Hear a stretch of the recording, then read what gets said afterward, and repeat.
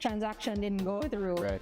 Person want back the money and person not money. Is that money? The aim of the perpetrator is to ensure that they get a deposit as quickly as possible. So guess what? Tenants can be scammers. I don't want to give these people ideas, you know what I mean? Scamming.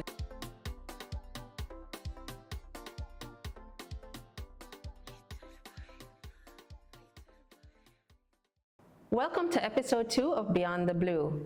In the last episode, we had Mr. Issa talk about how Coldwell Banker started in Jamaica and our guys from Scotiabank, how to get a mortgage. This time, we are here talking about scamming, scamming in Jamaica. My name is Anna-Kaye Chisholm, realtor with Coldwell Banker, and I have today with me D'Angelo Foster, attorney at law and realtor at Cardinal Banker Jamaica Realty. So I believe this topic is very important because right now, that's all we're hearing about. All the scamming that's happening. People are afraid to invest in Jamaica. People are afraid to buy, sell, do all these things. Definitely. So, D'Angelo, let's talk about it. Let's get right into it. But it really is a matter of spreading awareness, I would say. If not the most expensive purchase in somebody's life, probably one of the most expensive ones.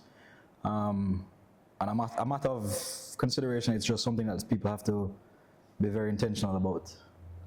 I know. I mean, can you imagine you spend all your life savings and then you're like, but where's my money? Where's my house? You have nothing at the end of the day. So the fact of the matter is that there's an increase in demand in real estate in Jamaica now. Certainly statistics will show that. Yeah. A lot of the persons purchasing, I don't know if you agree with me or not, but are not necessarily persons in Jamaica, but outside of Jamaica. Mm-hmm. That creates obviously a little bit of a difficulty for persons conducting business overseas. And you have, our Jamaicans are very, what do we say? Creative. Genius. Yes. Yeah. Right, correct. And I mean, the overseas people are an easy target because they don't know any better here in Jamaica and they're like, oh, anything that they see online, social media is very big. Definitely. WhatsApping. Yes. So they'll say, oh, they're talking to a realtor and they're really not. Or they'll YouTube. Right. Like my mother, for example. Yeah. She lives on YouTube and she can tell me about all these new developments. And I'll be like, that's not real. That's not, right. It's not real. So we have all of these things happening and people are just so excited to come out to Jamaica or they want something in their price bracket and they just see this grand number and they're like, yes, I can afford it. Something very attractive, which is just not necessarally accurate, I know. Yeah. Can you imagine? Not an indication of what actually obtains in the market, You're seeing Kingston 5-bedroom house. Right. And they're like, it's $40 million. And you're like, no. Red flag, Red flag. Yeah, based on the market, Yeah, people want to buy. Mm-hmm. People want to move back. So it becomes a little bit problematic because, of course, a lot of the land in Jamaica is unregistered land. Much of it is also registered. Right. But at the end of the day, it becomes a difficulty in terms of governing both whether the parcel of land has a certificate of title, also similarly so if it doesn't have a certificate of title. And that's where the National Land Agency comes in. Because at the end of the day, the National Land Agency is pretty much there to regulate what's happening in terms of transferring of titles, transferring ownership. And then the discrepancy between both registered on one hand, unregistered. National Land Agency has conduct of both. I would simply explain it in such a way where registered title simply put has a volume and folio number specifically assigned to that title. Certainly, obviously, well, maybe not so obvious, but it certainly helps in terms of identifying the parcel of land, treating with the property as a whole. Unregistered now may become a little bit more problematic. Still nuances in both, but it becomes a little bit more confusing when we're treating with unregistered land. But you also have that issue where, oh, it was my auntie's land or my grandmother's land and I'm the rightful owner. Right, correct. So you have to look at the title. Were you actually registered on this title? Even without looking at the title, because it becomes, it gets to the point where you're treating with unregistered land, and as you have correctly said, it belonged to somebody before. It belongs to this person who now claims some kind of ownership in it. With that said, obviously the person would have had to derive interest by way of some deed of conveyancing, for example, transferring it from one person to the next, or in the case if it's land that is inherited, then it would be by provisions under a will, for example. So what somebody with an unregistered parcel will have to do to secure a title is to show how they became owner of that land. Well, That's unregistered. that's unregistered. Right. But you can also adverse possession. Adverse possession is a totally different discussion at the end of the day. Because we have a lot of scammers doing adverse possession. Certainly, yeah, yes. But you want to explain what adverse possession is for the person that doesn't understand what that means? Yeah, so adverse possession, it is also a legitimate way of identifying yourself as an owner of a property. So much so that you are holding yourself out to be the owner of the property by virtue of you being there for over 12 years. And it's not just paying the property tax, right? No, it's actually living there. It's actually living there. So much so that there's the National Land Agency actually precludes overseas persons from making application because Oh, really? the assumption, of course, is that you are not here. So how are you claiming something that you've never occupied? So you're saying if somebody, okay, they were left by the grandmother. Right. Okay? Right. And it wasn't whatever it was, and they still pay the property tax. They come down once a year to cut the grass, or they send a man to cut the grass, Right. and maintain it. This is land, not necessarily a house. You're saying that the courts, even though I'm maintaining it from a distance, that the courts won't recognize that? Seriously? Well, not necessarily the courts. I mean, getting the discussion of courts is a different discussion at the end of the day. But what it is as a registered proprietor, or you're holding yourself out to be a registered proprietor at the end of the day. You're saying, I have assumed acts of ownership, as you have correctly said, treating with the property, attending to it, cutting the grass, doing things that are consistent to ownership. Okay. And on that basis, you must be recognized legally as the owner, so long as you can prove that you've been in possession for over 12 years, to simplify the process. They need to talk to the neighbors. Hi, neighbor. Yeah. Well, the neighbors, in fact, are not necessarily limited to neighbors, but persons aware of the land itself and of the applicant are very much important to the application process. So it's not just something that you go into smooth sailing.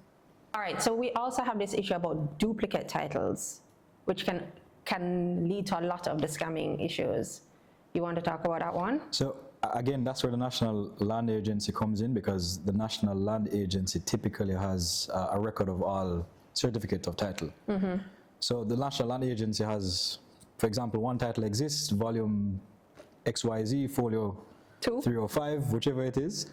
The National Land Agency has that that certificate of title, and the owner, whether it be private owner or someone that holds title through the bank, that person or the bank also has the duplicate certificate of title. So at all times there are two certificates of title. So what really happens is that if you go ahead to effect a transfer, it literally mirrors what happens internally and what happens outside. But you have some people that will show up with a title. I guess they might say, hey, I lost the title or something, and they give wrong IDs and slip through the cracks and get it. Yeah, losing a title is something totally different, because if you have lost a title, allegedly if you have lost a title, then you would have to make an application for lost title, thereby allowing that title to be cancelled and then a new title issued. There was an issue recently where we had somebody came with a title. They managed to get it, but what they did was the names matched and everything, but the ID itself was fake. Okay. And we managed to pick up on it, but they go as far as to, like, say the person lived in Florida legitimately. Yes. But they showed up with I think it was a Detroit ID. Yes. And it was because the agent knew who the person was, picked up readily that the IDs were fake. And the whole transaction, the title, it got thrown out. If it went through, if it went as far as transferring ownership to whoever. Luckily it didn't. Luckily it didn't, but It didn't. The only recourse a registered proprietor would have is simply to say that the transfer was fraudulently done. So this is one perfect example of some serious allegation of fraud, because if someone presents an ID that is not real, then that land was fraudulently transferred, and that is one of the bases on which a registered proprietor can have lands transferred back to themselves. That would be the recourse for the registered proprietor if it is identified. there was also an issue where, mind you, this one happened in the States. This whole thing about AI. AI is around us right now. You can now match the image to the voice and all of that thing. And it was going through, Realtor was doing her job, and something just never clicked. And they did a video call with a person.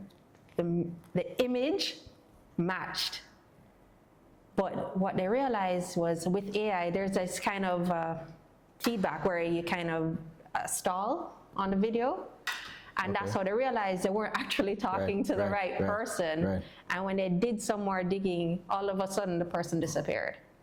So we have to be careful, making sure that you meet the seller in person, not just a video, because there's so much things you can do with AI right now. It definitely becomes problematic in more recent times. But I mean, at the end of the day, the necessary thing to do is to conduct, I would say, proper due diligence.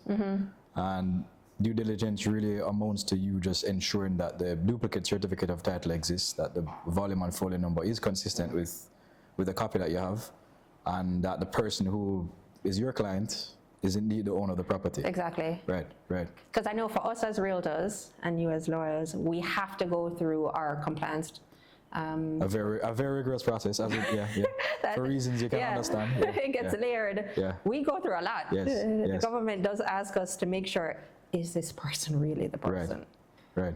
And it's our heads on the chopping block. Definitely.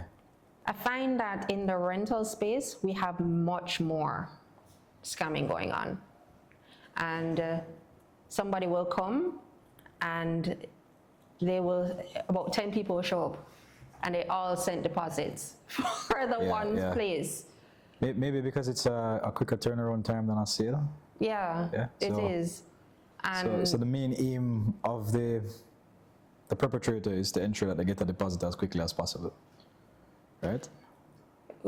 I remember one time we had this listing and the security guard called and said, boy, I have somebody here with a moving truck, said that they're here for apartment 205 to move in. And we're like, but it's gone. Yeah. But they said they're here to collect the keys. The keys are at the gate and we don't have the keys. I said, but there is no keys. And then about an hour later, the security guard called back again and said there's another person here to move in. So you had about 5 people show up that day with their moving trucks to move into this Norbrook apartment that was listed for, I think, $1,700 US. And these people paid $80,000. All paid deposits, No, they didn't even pay the deposit. They paid the full $80,000.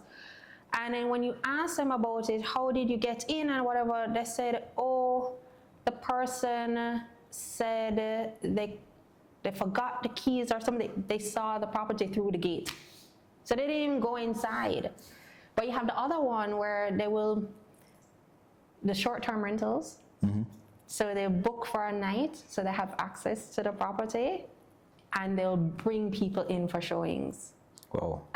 So they do a full tour, here's this, here's that, collect the money, and they disappear completely. Yeah, actually realized that was the first thing. No, that's the heavy one still.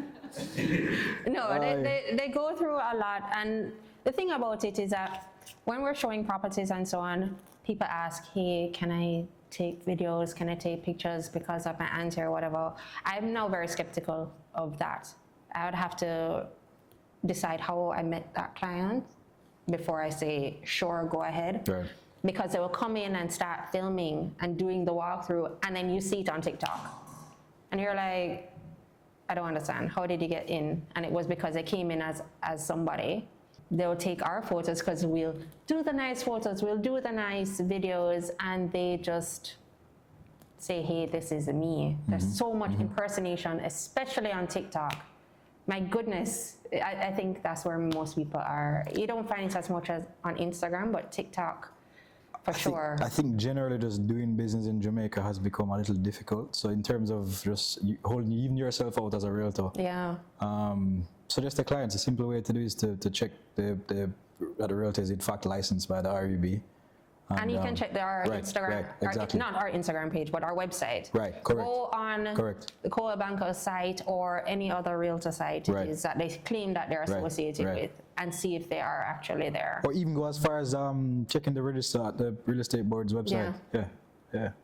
Because you have to also see if they're active. So, which is another thing, right? Correct. Yeah, correct. because every year we have to renew our license. If we don't renew our license, we can't practice. Well, even in this case, just ensure that the person you're transacting with exists. As simple as that. Right? Yeah.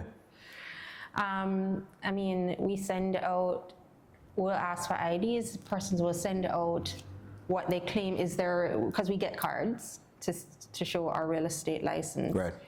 And I saw one time, we had done a course, a continuing education course, Right, and we of all got course. certificates. Right. And some people had put up theirs as, hey, guess what, I got my thing. And the scam was literally screenshot it, Yeah. edited the name and put their name on it. And when people ask for a license, that's what they That's what I present. present, right. That's not legitimate, guys. It's not legitimate. Look at what it is that people are sending you, because they'll find all sorts of ways. They will. And we don't take deposits to view. Which is very important, right? Of course. That just doesn't happen, or it should not happen. No, I mean, the only time realtors get paid is at the end of the transaction. right. And we don't collect cash. Cash is an absolute no-no. It's bank transfer or wire. Don't walk in and, here, I'm here to pay a deposit. No. So you know what blows my mind? What's is that? when somebody comes and says, I want that property. Let me just transfer the money to the account and give me the keys tomorrow. Like, Yeah. with no lawyer, no agreement, Right. nothing. No, that definitely should not happen. It has to go through a formal process at the end of the day. A very tedious process at that, where simply put, there should always be something in writing that you have between the vendor and purchaser. At the end of the day, you should have an agreement for sale speaking to the terms of the transaction. There needs to be consideration as it relates to the purchase price, what it is that you intend to purchase, specifics of those items, and some other special conditions which form a part of your agreement. So, I mean, even with a private sale, meaning it's just the vendor and the purchaser, no realtor, no whatever, you still can't do it that way, correct? Not advisable. No, not advisable.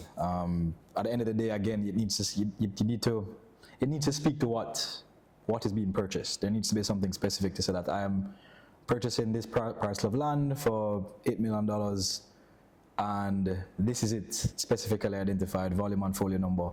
So there needs to be clarity. And at the end of the day, you can see how important that would be for any person purchasing, even more so for somebody selling a parcel of land, to ensure that what they're selling they're even capable of doing. You have some people that will say, I don't need an attorney. I've done this before. I say to them, I don't advise it Right. at all. Right. What would you tell somebody as to what's the real benefit of having the attorney do the transaction? It happens. It's not a requirement, of course, but certainly, as you have correctly said, it's not advisable. At the end of the day, as we have identified, it's very much problematic in terms of buying and selling, doing transactions in Jamaica. So it more or less is important or imperative, because there's so much levels of due diligence and checks and balances that needs to occur before even going into a transaction. So your first step is what? Title search? You do a full title Yes, search, right? Yes. You check on, are there any caveats, and That's another consideration. It might even go as far as to say that we would go as far as getting a certified copy of the title. So a certified copy of the title is something signed off by the registrar of titles to say that this is the title in its present form. so in a situation where probates, because that's where we find a lot of the gray area, when the auntie, uncle, whoever has passed and they're claiming to be the owner of this property. How does that work for you? Like, how do they, because it's not on the title yet, Auntie died, I don't know, 3 months ago, 4 months ago. Does a full probate have to happen first? How can you check to say that John Brown really is the rightful owner? Suppose there's no will. Talk me through that one, because that's where we really get the problem. Again, due diligence at the end of the day. So it just stresses how important due diligence really is, because as you've correctly said again, the person transferring title is not necessarily the owner at that point in time. The person selling it might be in an administrative capacity. And more often than not, that person's name does not appear on the title. But there are checks and balances. There's ways of verifying those persons to ensure that the person, again, that purports to be the owner, or the person that purports to be in the position to transfer the title, does indeed have that authority. How though? Like how, especially if there's no will. Right. How do you really know you can do it? And can the title actually be transferred? It can be transferred, but it has to go to the point of that person obtaining a grant of administration. So it goes to administrator general. Correct. Not to administrator general, but it has to go through that process through the Supreme Court, where if the person has a will, then the person needs to obtain, the executors need to obtain a grant of probate. If the person doesn't have a will, the person who purports to be executors or administrators need to obtain a grant of administration before they can treat with that title. So pretty much, it's a big red flag. If somebody comes and says, boy, this is my land. It was left to buy me. It from me. Right. You buy it from me. Correct. And when they come, yeah man, buy it now. Good deal. Collect a deposit. You don't hear from them ever again. Never again. Yeah. This is a lot. Yeah. I grew up here with my granny, and oh my gosh. You know what are some red flags to consider? Tell me. Let's talk about them. I'll tell you, if someone simply put just doesn't have a TRN. Oh my God. At the end of the day, if you're transacting business in Jamaica, you must have a TRN. And it's the easiest Buying thing and to selling get. real estate, you must have a TRN. Easiest thing to get. You can walk into the tax office, tutus. Right. And you can do it from overseas. Right. So if someone simply put doesn't want to provide you with a driver's license, then red flag. Right. Let's see. We have, they don't want to, oh my gosh, you're overseas and you request a video call. They don't want to meet. They don't want to show their face. Never seen them. Yeah. Never seen them before. Yeah. They provided an ID. Okay, yeah. Don't want to turn on the camera. Right. Red flag. Red flag. What else? Cash.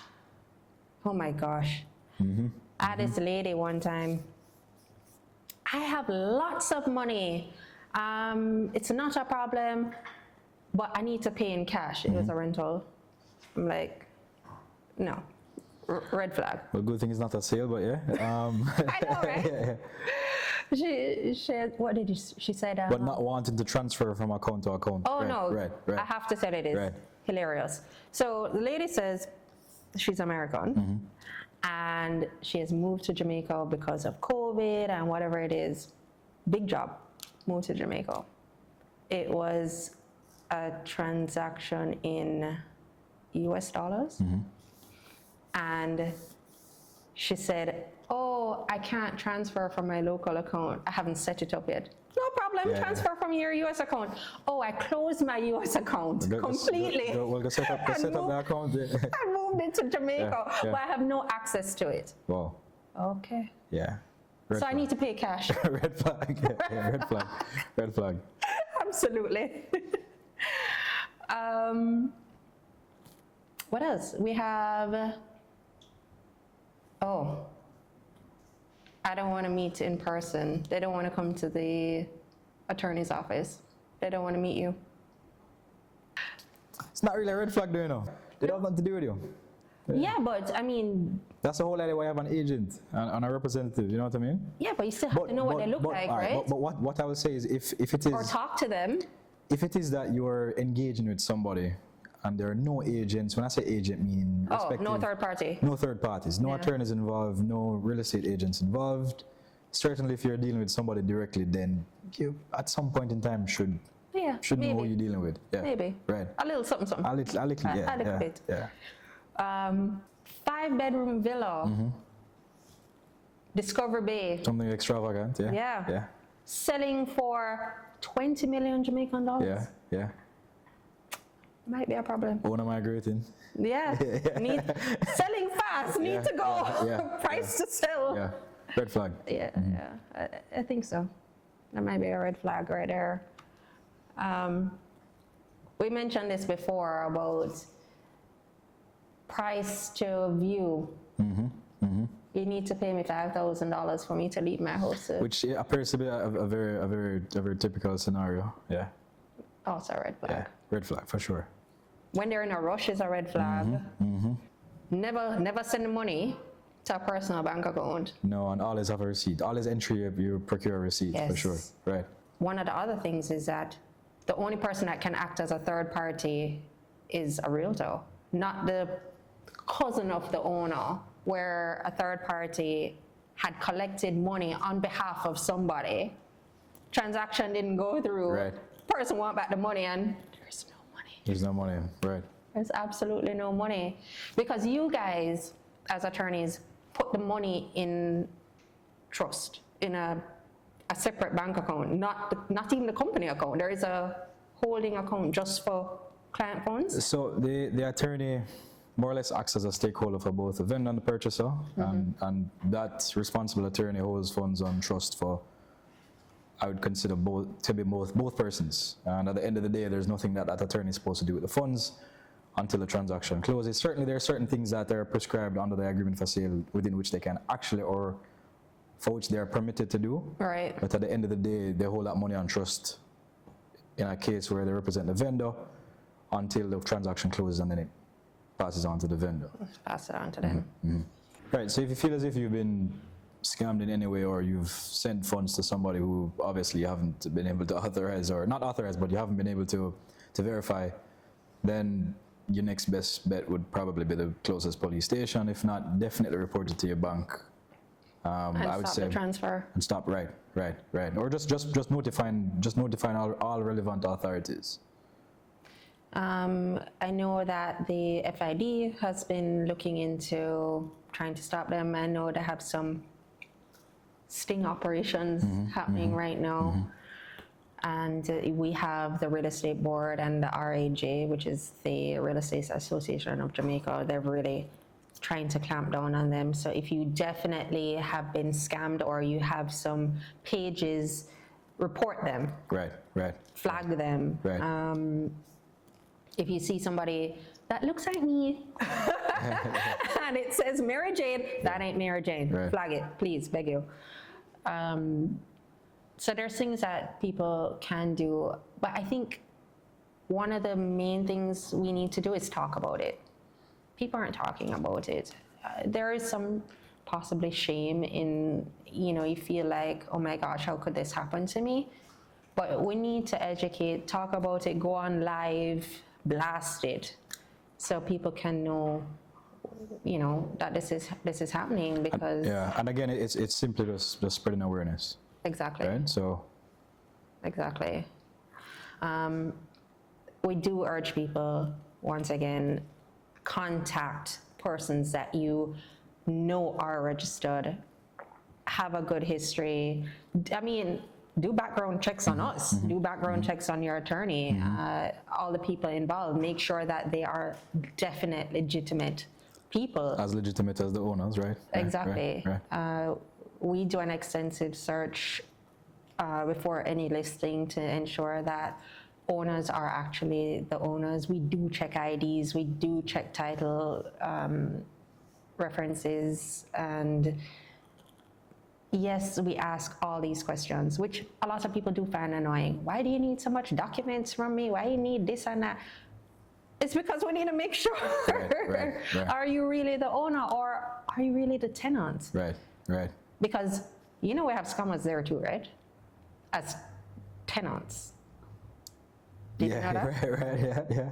Because they will say, yes, this is my bank account for proof of funds, because we ask the question, please provide proof of funds to show that you can afford the apartment or the house, the rental. Correct. And some people, so we ask for 3 months, And the reason we ask for 3 months is to show a track record Right. of, do you actually have this money coming Capability, in? yeah. Right. Because what people do, 1 week before they're going to rent it, say to somebody, transfer the money, screenshot it, and take it back. Right. So the money really doesn't exist. No, it doesn't exist. No. And Maybe just a suggestion. This is probably where I don't know if we'll ever take it this far, but maybe as agents we can consider verified bank statements. oh, I do that. Yeah, well, that's good. That's do good. that. You can recommend it then. Yeah. I'm sure not everybody resorts to that. It depends. Right. I will go through it, and I think with experience as an agent, Definitely, right. there are certain things you look at. It may not jump off the page to somebody that doesn't have the experience. But if you know what documents are supposed to look like, you're like, but this don't make any sense. Right. So you need to ask more questions. Do you have another source of income? Right. Is this the only bank account that you have? And you do some more digging. Once you start asking those questions, all of a sudden, blue tick, you never hear from the tenants again, because their intention was to pay 1 month's rent, and it's hell to get them out. Definitely, yeah. Because yes, you can report it to the real estate board and try and get the tenants out, but you can't just change the locks. And I think tenants are usually have more rights than landlords. Yeah, definitely. Yes. So let's not go through that. So guess what? Tenants can be scammers too.